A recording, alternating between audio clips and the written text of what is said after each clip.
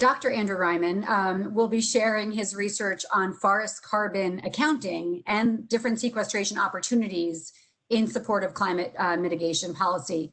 Andy is an assistant professor at the City University of New York Advanced Science Research Center and at Hunter College. So we're really thrilled that you are here as well, Andy, and look forward to hearing your presentation.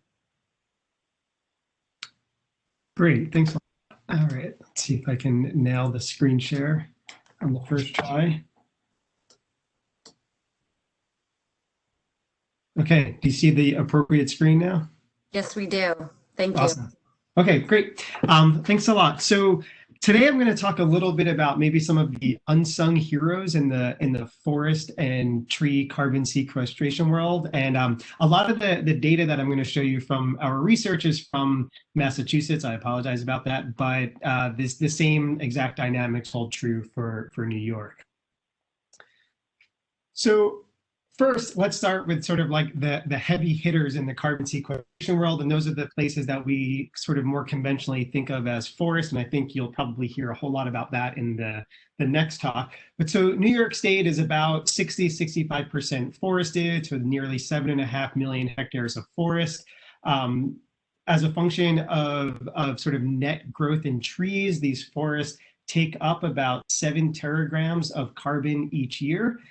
For perspective, this offsets emissions equivalent to nearly 6 million cars and is, if I did my math correctly, is about the same amount as emissions associated with electricity generation in New York State.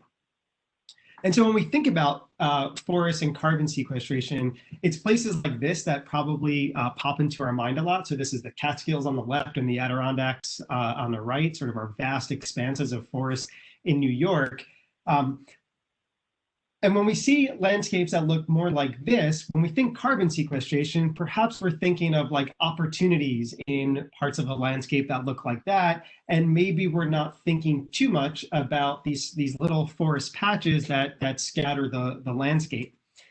And so what I'm going to argue today and hopefully convince you of is that these little patches of forest don't really behave the same way from a carbon sequestration perspective as these like vast intact forests of the Catskills and the Adirondacks. And because of that, we need to think about them a little bit differently in terms of carbon sequestration. What we think about even less in terms of carbon sequestration is landscapes that look like this. So this is a town in Westchester County.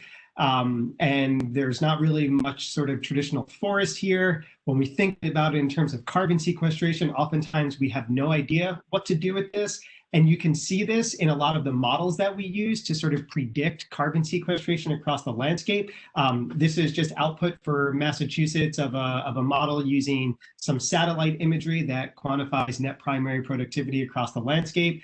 And you can see here in the white, they don't even try to estimate NPP in these landscapes. So in the case of Massachusetts, this is about 1/3 of the state that the assumption that there's nothing going on that's useful from a carbon perspective. And so hopefully I can help change your mind a little bit about that today if you're also thinking in the same way.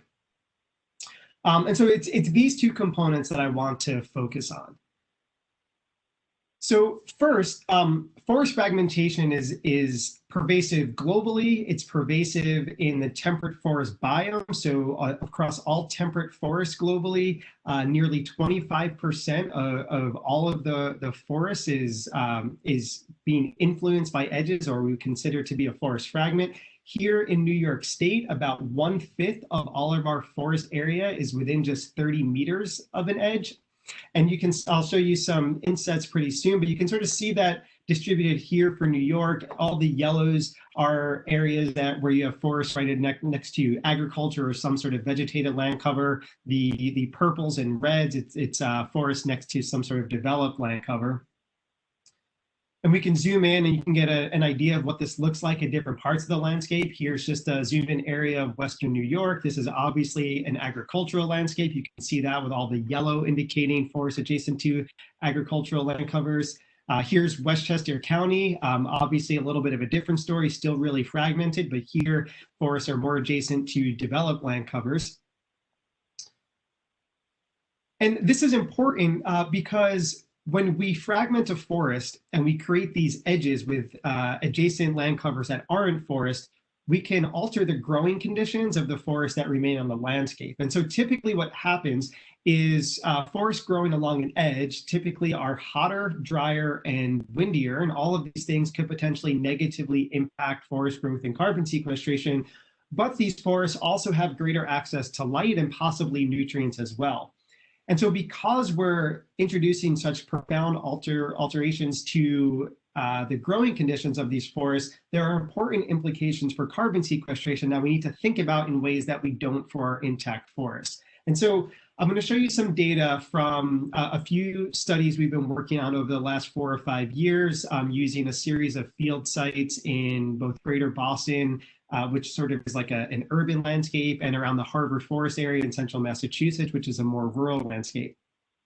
And what we've been doing in these sites is we've been quantifying rates of forest growth. We've been quantifying rates of carbon dioxide loss from these forests through soil respiration and trying to get just an overall kind of net carbon balance as a function of fragmentation in these landscapes. And so what we find is that as you go from the forest interior here on the right, so this is more than 20 or 30 meters from the forest edge, to the edge, we see about a doubling in the rate of forest growth. And we see this in both urban and rural landscapes. Here, if you're not familiar, the unit of forest growth that I'm using is basal area increment, which is sort of just the two-dimensional area of wood that a forest accumulates each year. But what we're also finding is that the warmer conditions that exist near a forest edge stimulates loss of carbon dioxide from the soils through soil respiration by about 26%. And so when we put all of this together, what we can say is that on one hand, as you go from a forest interior to an edge, or as you fragment a forest, you increase rates of carbon dioxide uptake by the forest, but you also increase rates of carbon loss.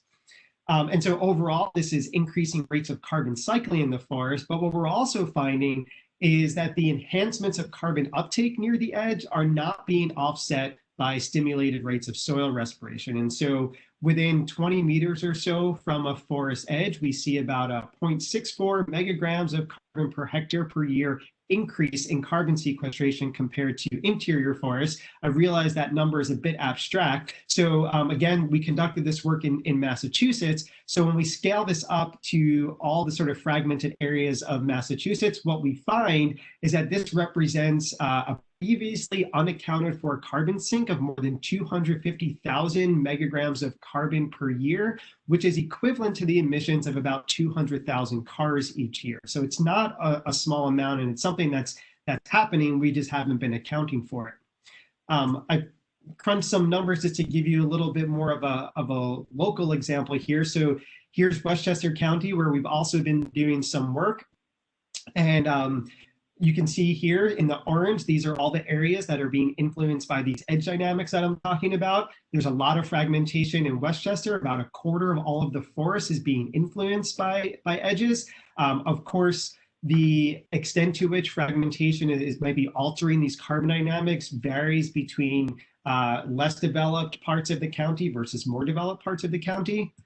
But across the county, we estimate that these edges are representing an unaccounted for carbon sink of about 16,000 tons or 16,000 megagrams each year. And back to my car example, that's the emissions of about 12,500 cars. And as I mentioned, we get some variability across different municipalities. So at this point, I need to throw up this disclaimer because I want to be really careful that no one's coming away from my talk thinking that I'm advocating that we cut up our forests as a way to mitigate climate change. What I would say here instead is that it provides a new way for us to think about how to do carbon accounting in these landscapes. And while these fragmented forests do grow faster per unit area than an intact forest, it doesn't completely offset the decline in the carbon sink and the decline in carbon sequestration that necessarily has to occur to create that forest fragment to begin with. And of course, we know from decades of research that fragmentation has adverse impacts on important things like biodiversity. Another important thing that we've been learning from this work that sort of maybe further complicates the way we think about forests and fragmented landscapes is that it seems like the creation of edges is increasing the sensitivity of forest growth to heat stress. And so here I'm showing you data from our plots in the greater Boston area, so largely an urban suburban landscape. And our metric for heat stress is, in this case, it's number of days in the early part of the growing season that are warmer than 27 degrees Celsius. So essentially, these are the number of sort of above average temperature days. And as we go from the forest interior here in the blue to the edge in the red, again, you see that doubling in forest growth. But the other thing that we see is that while you get a decline in forest growth with increased exposure to heat stress, no matter where you are in the forest, the magnitude of that decline is about 3 times larger near a forest edge in the interior.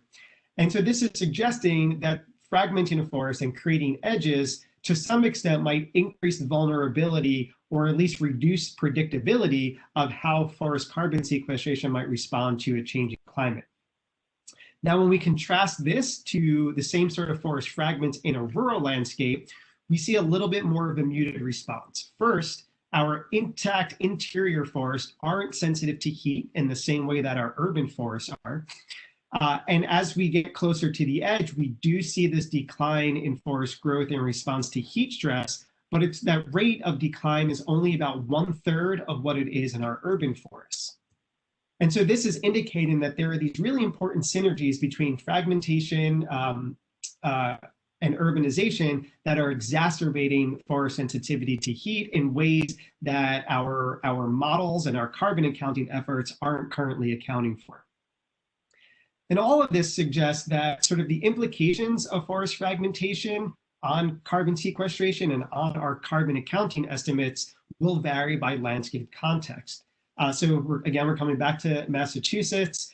Here in this map, all the blue areas are forests that are sort of our interior forests. All the reds are our edge influence forests. As an example, here's the area around Harvard Forest in a rural part of Massachusetts that has very little fragmentation versus, of course, Boston at the other extreme, which is a lot like a lot of our dense urban areas in New York, where most of the forests are these sort of edge type forests. And what we can say from all of this is that the forests across our cities and in fragmented landscapes are considerably more productive per unit area than our intact forests and maybe more rural landscapes. The other thing, though, that we need to keep in mind is that our urban forests, and I use this in quotes because our urban forest here can be in a city or could just be in a suburban landscape or even ex-urban landscape, these forests are likely to be more negatively impacted by climate change than our rural forests because of the increased sensitivity and heat that I showed you. Okay, so that's just some new things to think about in our fragmented landscapes, right? These forest patches are not essentially the same as our intact forests, and I'll revisit that briefly at the end. But I want to switch gears here and think about sort of the different component of the trees on our landscape. And to do that, first I want to just characterize New York's land cover. So at the beginning, I mentioned that the state is about 65% forested. Our second most common land cover is sort of this broad category of agriculture and old field, which makes up nearly a quarter of our forests. And then there's another 10% or so that is in some intensity of development. And it's this piece in particular that I want to talk about a little bit. So that quarter that's in agriculture or old field, these are probably the areas that we most think about in terms of targeting for afforestation efforts. But I want to try and convince you a little bit that these developed landscapes hold a lot of opportunities as well. So take a close look at this map and you'll see in all the different shades of red and pink, those are the developed areas. The yellows are our more agricultural areas. And all the different shades of green, those are forest. Now, as I toggle to a different image, here what I'm showing you is canopy cover overlaid on that land cover map. So I'll just go through that again. And what you can see, especially if you look down sort of the southern part of the state near Rockland County and Westchester County, there's a lot of development, but there's also quite a bit of canopy cover. We can zoom in a little bit to that part of the state. Here again, you're seeing your different intensities of development in different shades of red. And then here's what the canopy cover looks like. So we typically exclude these areas of red from our carbon accounting efforts But you can clearly see that there are trees there. And what I'm going to show you is that these trees are doing something. They can be doing something important, and these landscapes provide an opportunity for us to do more. So collectively across the state, these developed areas include about 0.3 million hectares of canopy cover. That's in addition to the forest that currently exists throughout the state. So when we look at, in this case, maybe an ex-urban suburban landscape, there's a bit of forest, but there's also this patch of development in the center, this residential area. Like I showed you earlier, typically when we think about this from a carbon accounting perspective, we just mask it out. We don't know what to do with it, and so we just omit them from our accounting efforts. Again, here's that example from Massachusetts and what we typically do across the state in those sorts of landscapes. But we've been doing some work quantifying A, how much biomass is in these different residential communities, and B, how fast the trees grow and what that can mean for carbon sequestration. And so we did some modeling work, again, from Massachusetts. I apologize, before I came to New York a couple of years ago, I lived in Massachusetts and we did a lot of our research there.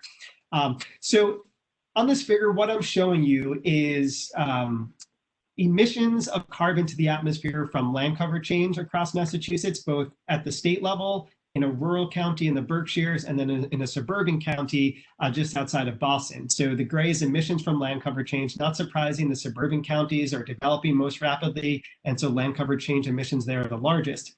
Everything below zero, that's carbon being sequestered by our forests. And fortunately, across the board now, at least, sequestration by our forests is outpacing emissions from land cover change. But the emissions from land cover change are still substantial, and this also represents a decline in the forest carbon sink. And so again, though, we mask these areas out, but if you look at this image and you look at this area that would be considered developed, there's actually a lot of vegetation in there.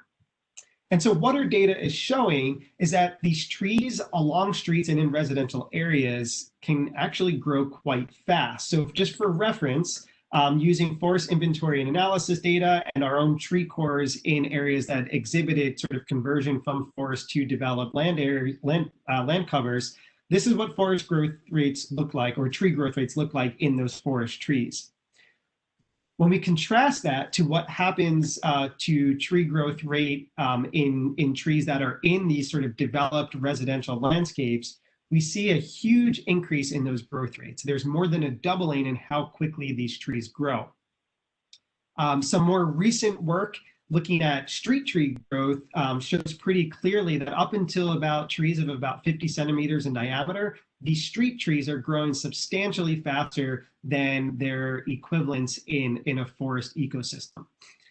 There's one little caveat here that's important, but maybe provides some hope for improvement.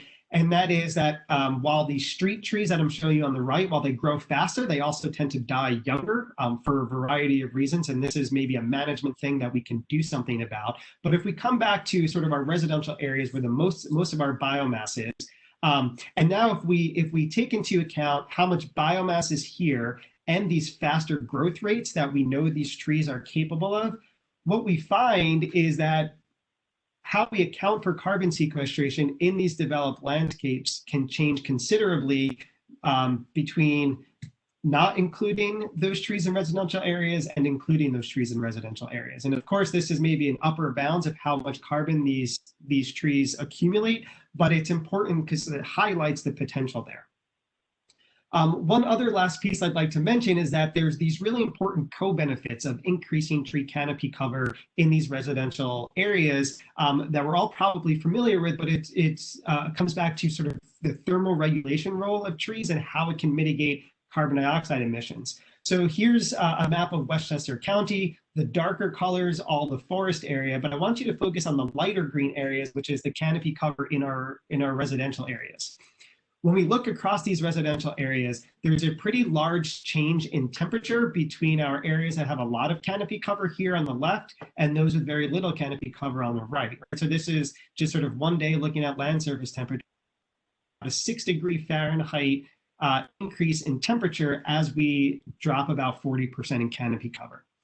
And so across all these municipalities in Westchester, tree canopy cover is accounting for more than half of the variability in temperature. So if we think about what this might mean from a carbon perspective, I'm going to go to an example from Worcester, Massachusetts, where there was an outbreak of the Asian longhorn beetle in, was it 2008, 2009. And as a result of that outbreak, they had to cut down a lot of trees to quarantine it. And so there was some research done by a master's student at UMass Amherst where they quantified what this meant for energy consumption in a couple of different neighborhoods in Worcester. And so what they found is that in 2008, before the defoliation event, this neighborhood that I'm showing you here had nearly 40% canopy cover, and here's an indication of how much energy was used for cooling during the summer.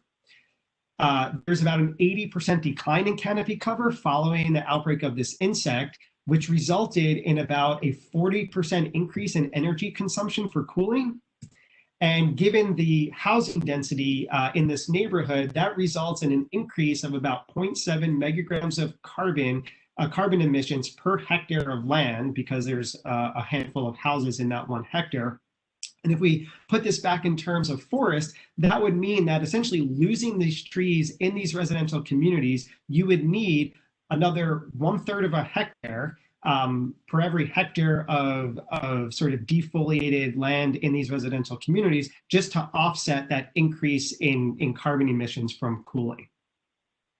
And so currently, again, across New York, there's about 0.3 million hectares of trees and urban canopy cover.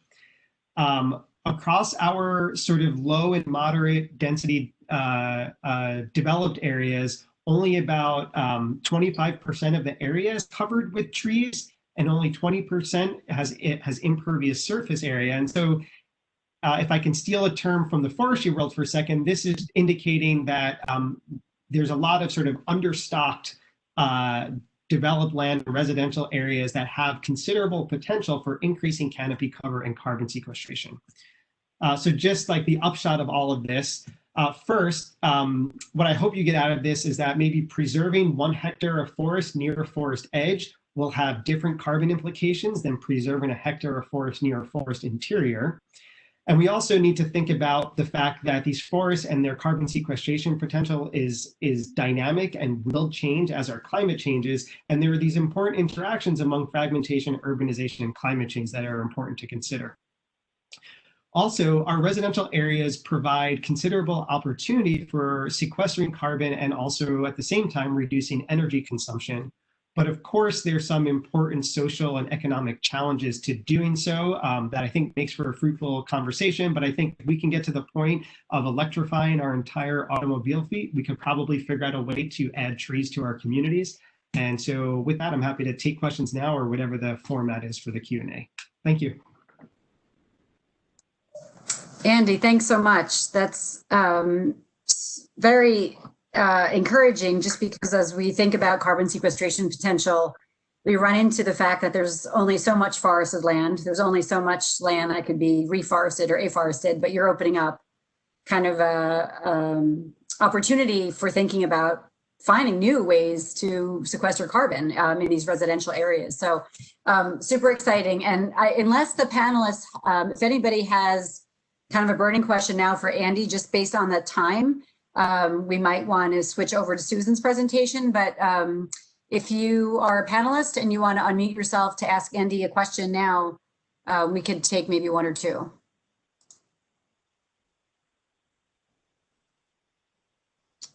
All right. Well, then why don't we wait for the discussion oh, Geeta, did you have a question? I do have a question. And thank you so much, Andy. I think that's incredibly informative and super detailed. And I love stats and metrics. And so, and this is very clear, I think also and graphically, visually clear. So thank you for that. I do have a question in terms of corridors. I know, we've been talking a lot about edges, but I've, often been looking at green corridors in terms of sort of like biodiversity, access, fresh corridors, sort of air pollution corridors. So I'm wondering if there's any connection to be thought about in terms of like, because it seems like actually corridors potentially have more edge conditions to them. And so did you guys, I know you were looking at edges along blocks, but it seems like also looking at edges along long corridors might make sense also, or just maybe that has an impact too. Yeah, so the way we've been conducting this is we just measure tree growth and forest growth moving in from the forest edge to the interior in, next to vegetated land covers, developed land covers, and so on. And then we scale this up to the landscape, which is in a sort of an overly simplistic way, based on maps, remote sensing based maps of where there's forest and how far that forest is from an edge. So like a corridor that maybe is 10 meters wide or something like that, we would assume would have this sort of forest growth and carbon signature of our forest within 10 meters of that edge. And so I think those areas we probably are, if we don't think about those edge dynamics, we would underestimate what they're doing from a carbon perspective. And so you can make the argument that they're great for wildlife, but they're also great for carbon sequestration. For carbon sequestration, yeah. One caveat to a lot of this that we haven't started exploring yet in a quantitative way is that depending on where you are in the state, edges can also sometimes coincide with a proliferation of invasive lianas and different kinds of vines. And those invasive species can be, pun intended, a big thorn in the side of carbon sequestration. But it could also mean that there's room for forest restoration in those areas.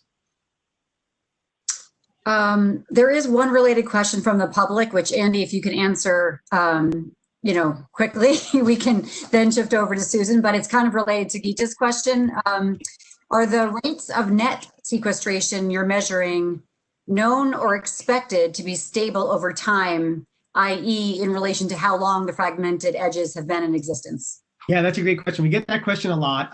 So we've been, I guess, two quick thoughts. Where we've been making most of our measurements, we've intentionally been going to mature edges. So these are edges that have been in place for 40 years or more. And right now across our plots, we have edges that range in age from probably 40 to 80 or 90 years. So this effect, you see it in perpetuity, at least for like as old as most of our forests currently are across the northeastern US. We're starting to, or pending funding, we will start doing some work to see, right after you create an edge, how long it takes for the forest to kind of ramp up its rate of sequestration to get to sort of that more mature state. But it doesn't seem to be a transient thing. It lasts for decades and decades and probably longer than that. And a lot of it, I think, is just driven by higher light availability and reduced competition. Great. Again, thank you so much.